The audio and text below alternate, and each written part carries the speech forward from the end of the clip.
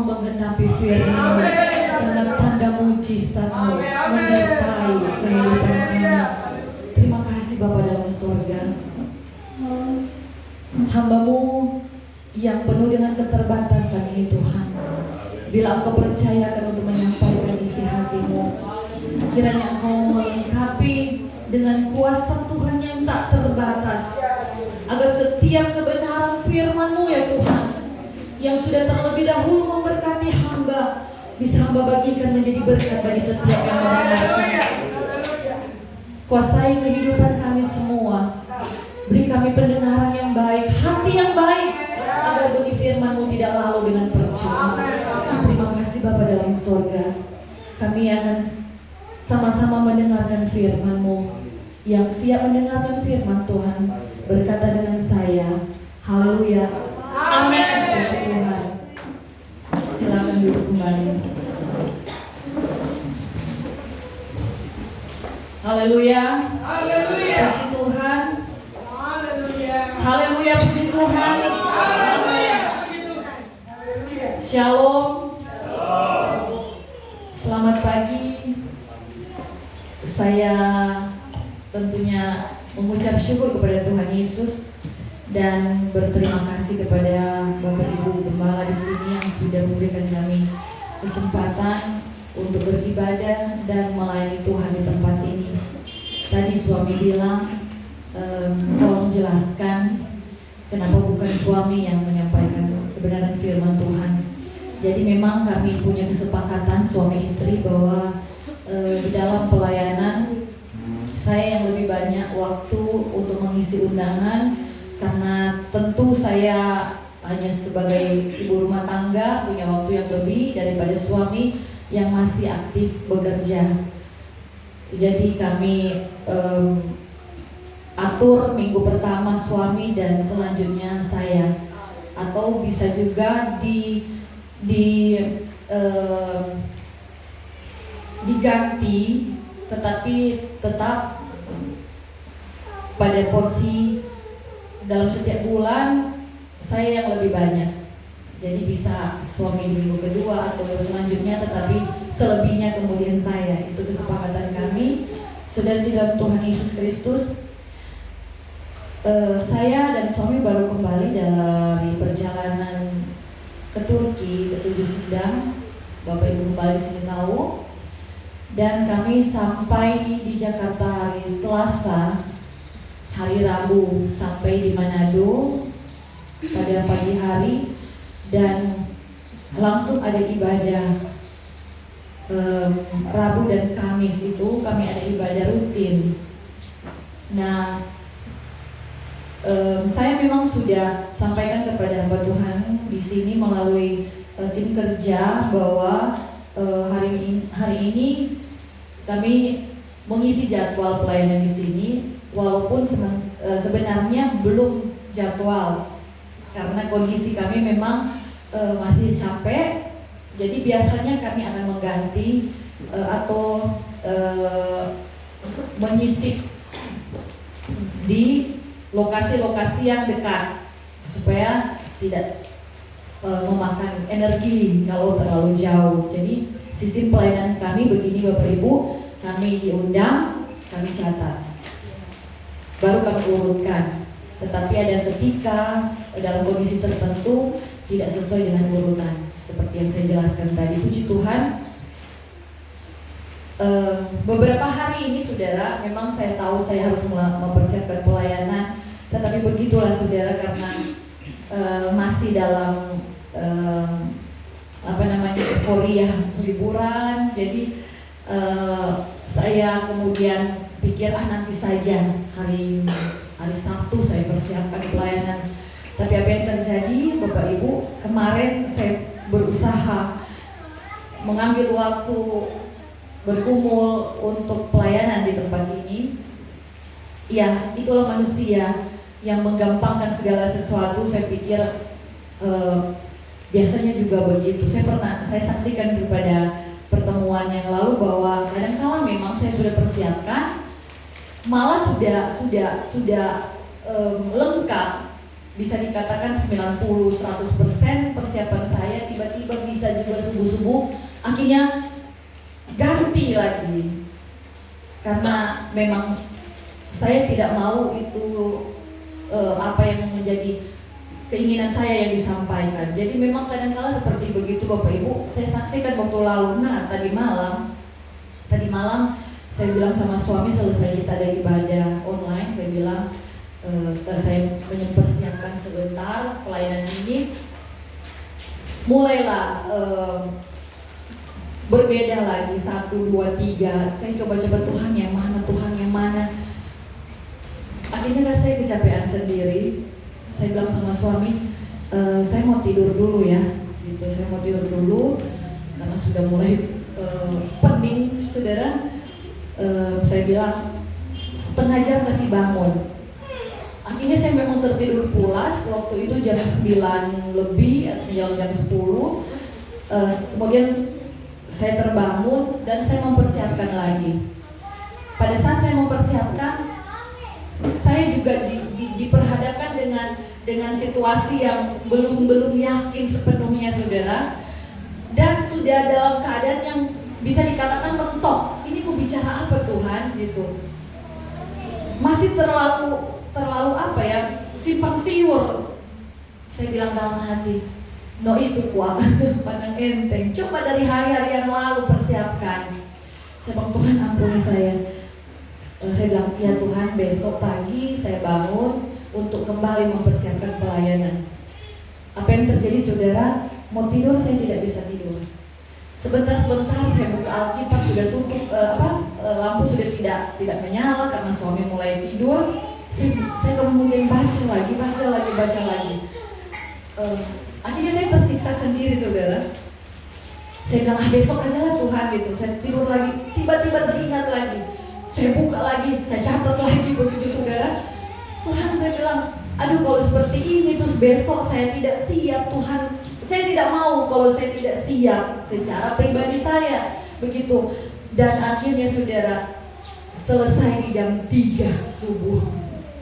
Jam 3 subuh, kemudian saya sempat bagikan saudara di medsos. Saya bilang biar jejak digital akan menjadi kesaksian dan jadi peringatan buat saya bahwa pertama, jangan menunda waktu kalau kita sudah bisa untuk mempersiapkan sebuah pelayanan. Dan yang kedua, bahwa saya bersyukur kepada Tuhan. Saya punya keputusan atau mengambil keputusan untuk tetap selalu mempersiapkan terlebih dahulu, walaupun sampai subuh seperti itu. Saudara di dalam Tuhan, inilah yang akan saya bagikan kepada kita semua. Bagaimana Tuhan mengajarkan saya tentang firman Tuhan ini juga. Jadi firman Tuhan ini sudah datang kepada saya terlebih dahulu, dan saya beri judul kesombongan dosa kurang ajar. Mari kita akan melihat pertama di dalam Mazmur 19 ayat 14. Makanya saya tadi, saudara, walaupun saya turut menyanyi, saya masih buka-buka juga untuk kembali mempersiapkan pelayanan ini. Mazmur 19 ayat 14. Kita akan baca bersama-sama dalam hitungan yang ketiga. Yang sudah dapat, baik kalau biasa berdiri sama-sama dengan saya. Mazmur 19 ayat 14. 1, 2, sudah dapat? Amin. 3. Lindungilah hamba-Mu juga terhadap orang yang kurang ajar. Janganlah mereka menguasai aku, maka aku menjadi tak bercelah dan bebas dari pelanggaran besar. Sebelum kita duduk, saya ingin juga kita membaca Amsal 21 ayat 24. Amsal 21 ayat 24.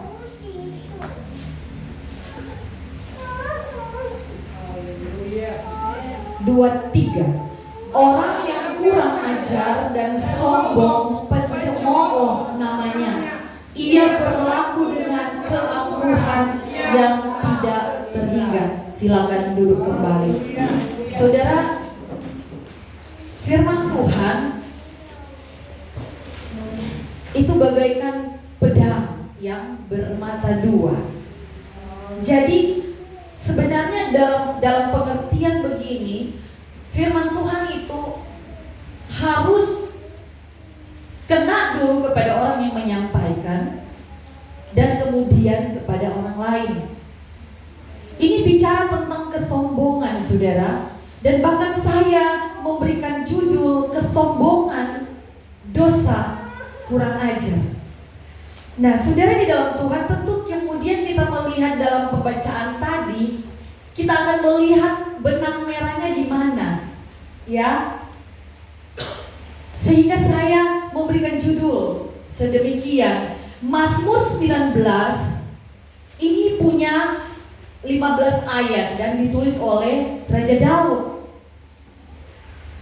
Kalau kita akan melihat 15 ayat ini terbagi dalam 3 bahagian yang besar. Pertama, Daud menceritakan keagungan ciptaan Tuhan dan bagaimana ciptaan Tuhan itu memberi kesaksian tentang keberadaan Tuhan itu sendiri. Dan yang kedua, dia bicara tentang hukum-hukum Tuhan yang tidak berubah. Tetapi bagian yang terakhir, dia bicara, atau bagian yang ketiga, Daud bicara tentang bagaimana dia meminta ampun atas kesalahannya dan dia memohon Tuhan untuk melindungi dia dari perbuatan dosa, dari perbuatan salah. Kalau kita melihat Mazmur 19 khusus pada ayat 14, seperti saya katakan tadi, adalah bagian yang ketiga dari pasal 19 ini. Itu ada terbagi juga dalam 3 bahagian. Kalau kita perhatikan, pertama, Daud meminta perlindungan Tuhan. Ini berarti ada sebuah kondisi yang disadari oleh Daud bahwa sebagai manusia biasa, dia tidak sanggup untuk melindungi dirinya sendiri. Dia butuh sebuah kekuatan atau kuasa yang lebih daripada dia, yang terbatas itu. Dan kuasa itu tidak lain, kuasa Tuhan. Dia minta kuasa itu melindungi dia karena dosa yang dia takuti itu dosa yang besar. Yang kedua, saudara, ternyata dosa itu yang perlu untuk kita minta Tuhan lindungi kita adalah dosa yang begitu mengikat. Makanya Daud bilang, maka aku menjadi tak bercela dan bebas dari pelanggaran besar. Begitu mengikat sehingga kita tidak dalam keadaan yang bebas. Malah kemudian ada bagian yang ketiga, dampak dari dosa itu sangat besar pengaruhnya dalam kehidupan saya dan saudara. Hidup bercela dan pelanggaran yang besar. Saudara, di dalam Tuhan Yesus Kristus, di dalam pembacaan tadi dikatakan terhadap orang yang kurang ajar. Saya kemudian penasaran, Bapak Ibu, ini sebenarnya dia ingin bicara tentang apa? Orang yang kurang ajar. Kurang ajar,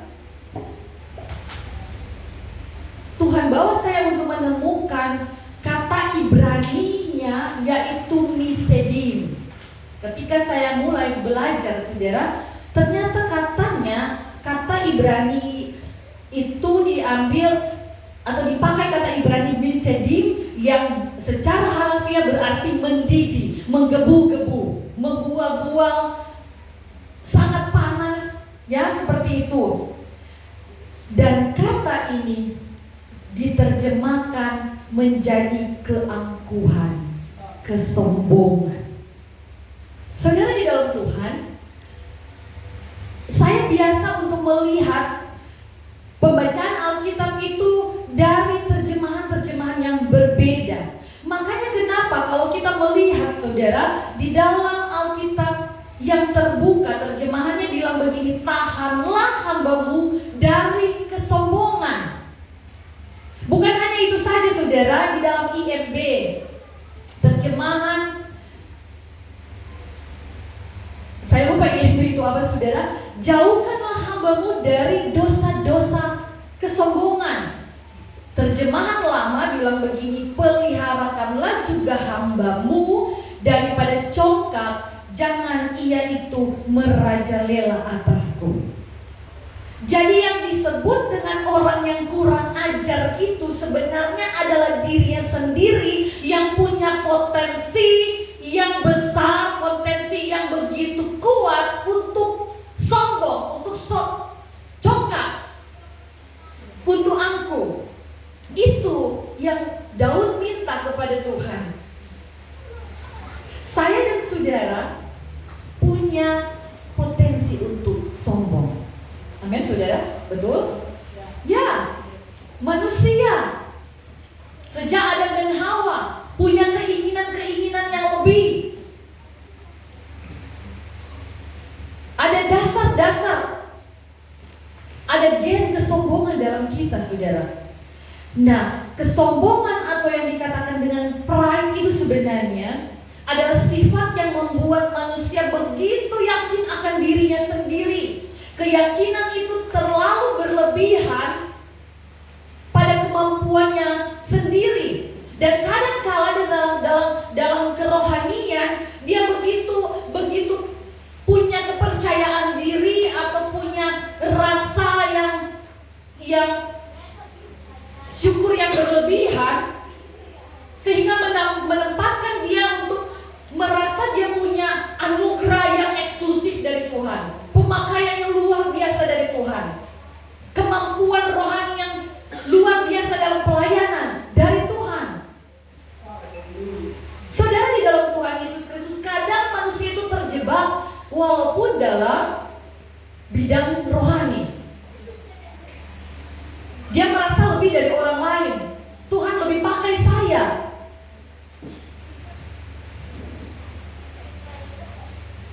Karena itulah saudara, di dalam Tuhan Yesus Kristus, mengapa pemazmur, mengapa Raja Daud meminta pertolongan agar apa saudara? Tidak ada keangkuhan yang muncul dalam dirinya. Bahkan ada, tetapi dia minta supaya dilindungi agar tidak menjadi lebih besar dan menguasai dia.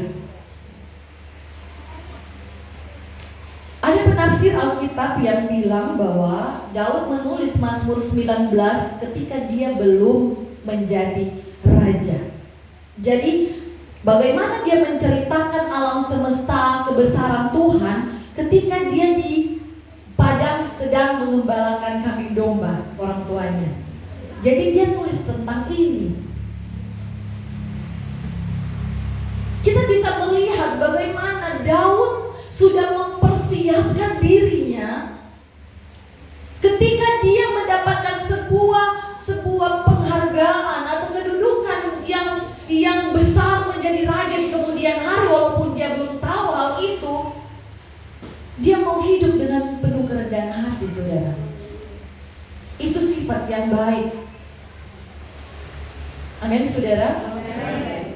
Jadi sebelum kita pada posisi tertentu, lebih baik kita sudah mempersiapkan agar posisi tertentu yang dipercayakan bagi saya dan saudara, entah itu dalam jabatan dunia maupun dalam pelayanan, dalam kerohanian, jangan hal itu kemudian membuat kita jadi sombong dan jatuh dalam dosa kesombongan gara-gara berkat Tuhan.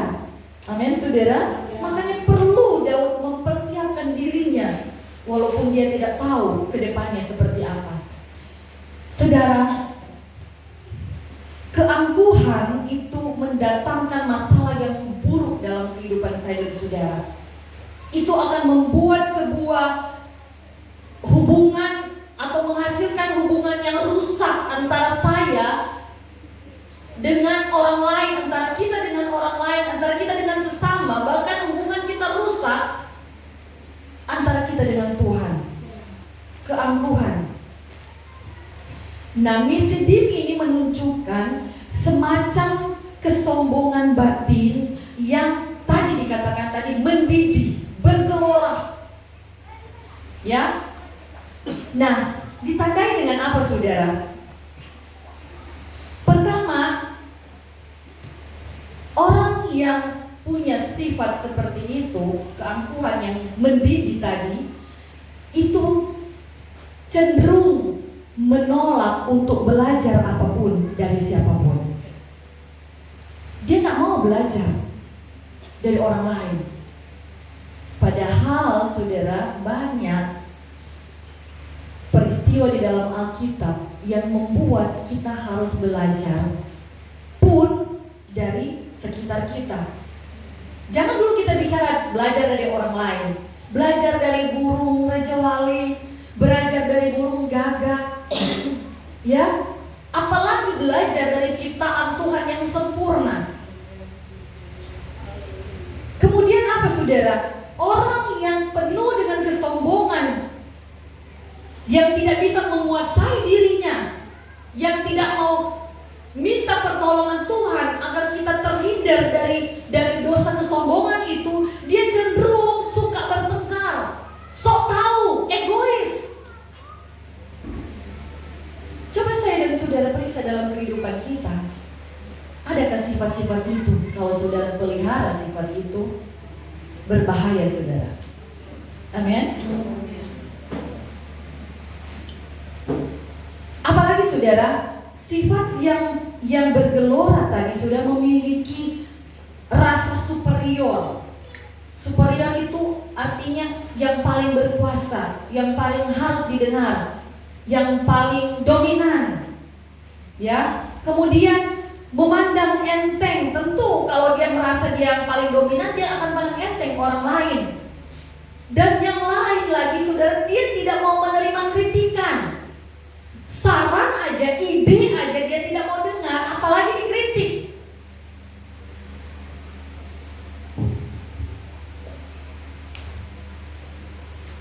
Dia meninggikan diri, sukar bekerja sama dengan orang lain.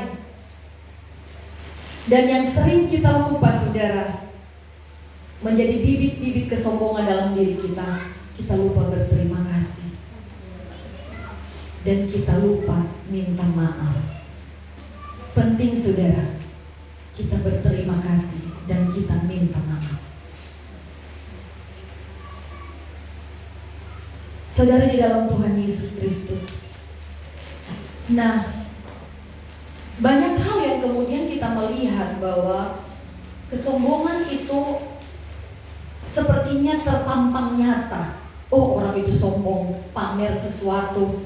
Itu adalah kesombongan yang terang-terangan, kesombongan yang terbuka. Tetapi kadang-kala dalam kehidupan saya dan saudara, tanpa kita sadari, kita punya kesombongan yang tersembunyi, kesombongan rahasia, ya, terselip, tersimpan, tersisip. Saya begini, saudara, beberapa kesempatan saya bicara sebelum mengawali firman Tuhan. Saya bilang, setiap kali saya harus mempersiapkan pelayanan, dan saya mau dalam tema yang berbeda. Tahukah saudara, ketika saya menyampaikan itu, Roh Kudus bicara sama saya, jangan titip kesombongan di situ. Amin, saudara. Saya tertemplak, saudara, karena apa? Ya tentu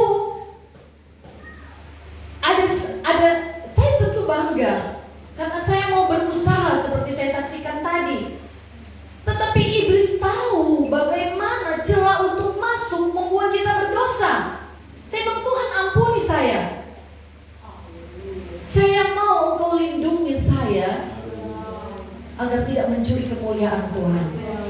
Kadang-kadang kita tidak sadari, saudara. Makanya saya belajar, Tuhan, nanti saya tidak akan bilang lagi. Ya, saudara, nanti akan jadi, mungkin saudara tidak tahu, karena kan di di jemaat ini saya bilang, di jemaat saya bilang kan tidak saling tahu ya, itu sudah berapa kali misalnya saya bilang, tetapi diri saya sendiri tahu itu. Saya pikir, ya Tuhan, iya, cukuplah 1-2 kali, tak perlu diulang-ulang. Yang penting Tuhan tahu. Itu saudara. Bahkan ada yang saya catat di sini, jenis kesombongan itu pertama tadi terbuka, terang-terangan, pamer segala macam. Ya itu orang dunia lah saudara. Tapi ada bagian orang-orang Kristen, orang-orang percaya yang saya bilang tadi, tersimpan, tersisip, tersembunyi. Kita kadang-kala dibuat lupa, kita tidak sengaja rupanya. Tapi itu adalah kesombongan yang tersembunyi. Dan yang ketiga, kesombongan yang samar-samar. Jadi saudara seperti ini, dia merendahkan seolah-olah dia turun paling, atau dia merayap, dia tengkurap, tapi di pegunungan, di tempat yang tinggi, merendahkan di ketinggian. Saudara, mari kita periksa diri kita masing-masing. Tuhan, seperti Daud katakan kepada Tuhan, lindungilah. Di dalam terjemahan lain kita sudah baca tadi bukan? Jauhkanlah, tahanlah, peliharakanlah juga hamba-Mu daripada kecongkakan. Amin saudara. Sekali lagi, kita tidak mampu untuk melakukannya sendiri. Kita perlu tangan Tuhan. Amin. Karena kesombongan itu bakat. Haleluya. Puji Tuhan. Selain orang sombong dibenci Tuhan, banyak ayat tidak perlu saya sampaikan, terlalu familiar ya untuk kesombongan, kecongkakan itu. Kita tahu bersama ayat-ayat ini. Nah, selain dibenci Tuhan, mengapa kita tidak boleh angkuh, tidak boleh sombong? Dua hal ini saya bagikan di sini, bahwa pertama, ada yang lebih dahulu daripada kita. Lebih dahulu kaya, lebih dahulu terkenal, lebih dahulu tahu. Ini bicara tentang manusia. Ya, relasi dengan manusia yang saya katakan tadi bisa hancur kalau ada kesombongan. Nah, dalam relasi dengan manusia kita melihat di dalam 1 Raja-Raja 20 ayat 11, ini mengkisahkan perang ya saudara. 1 Raja-Raja 19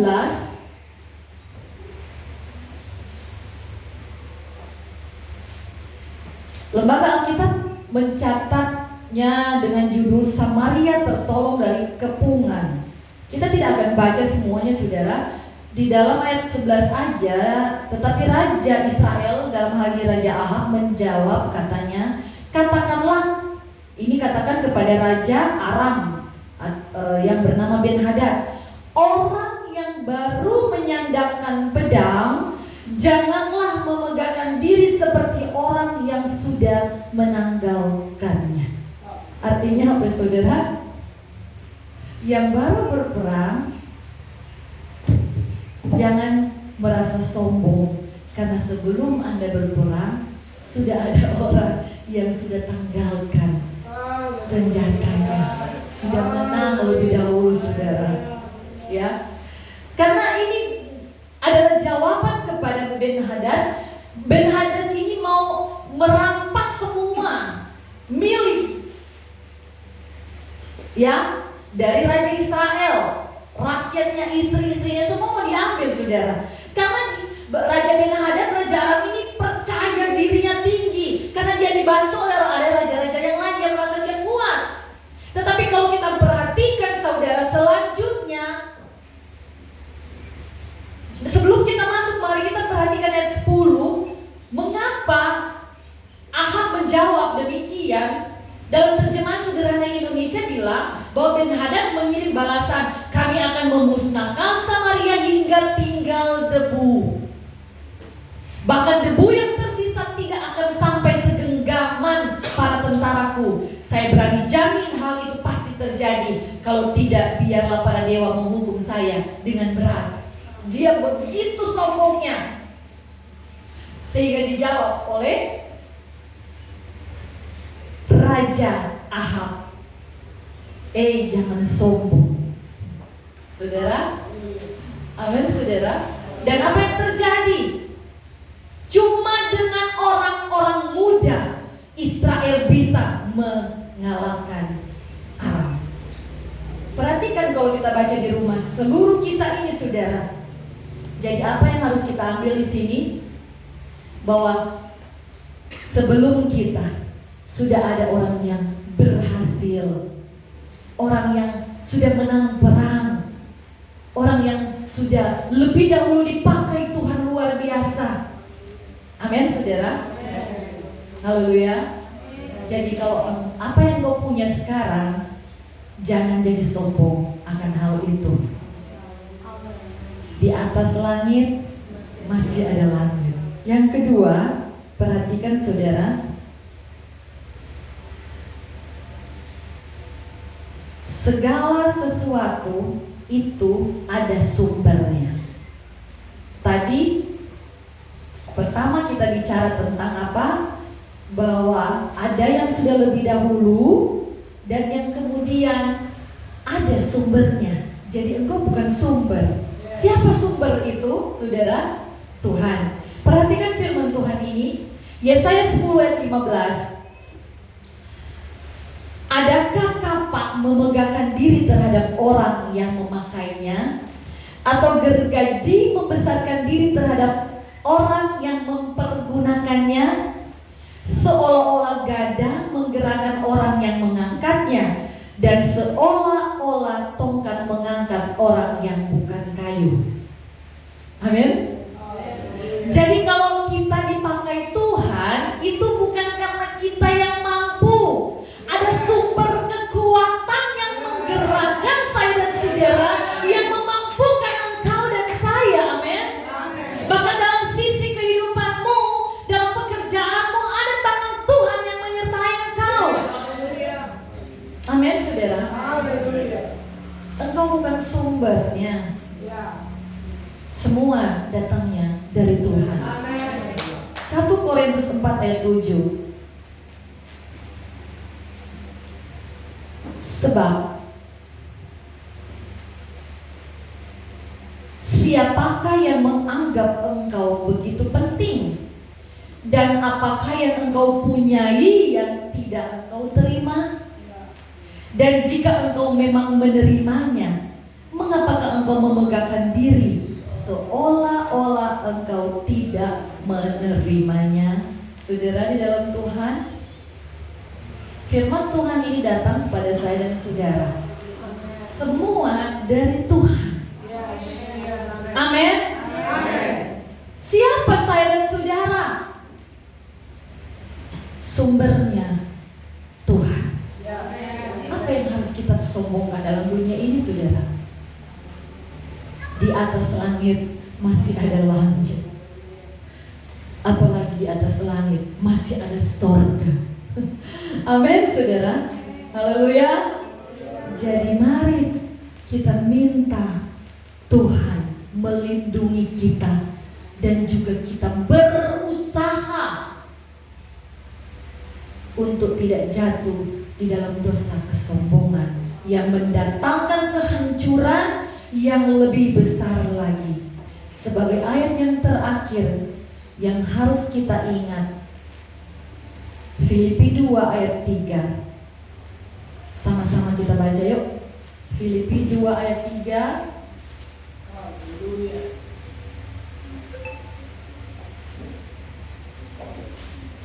Satu, dua, tiga. Dengan tidak mencari kepentingan sendiri atau puji-pujian yang sia-sia, sebaliknya hendaklah dengan rendah hati yang seorang menganggap yang lain lebih utama kepada dirinya sendiri. Amin. Kalau kita sudah merasa perlu atau bersikap rendah hati kepada orang lain, apalagi kita dengan Tuhan. Yang kelihatan kita bisa lakukan, tentu kita akan melihat kebesaran Tuhan dan kita akan penuh dengan kerendahan hati. Puji Tuhan saudara, kesombongan itu dosa kurang ajar. Hati-hati dan kiranya firman Tuhan bisa membekali kehidupan saya dan saudara, dan saya kembalikan kepada penanggung jawab.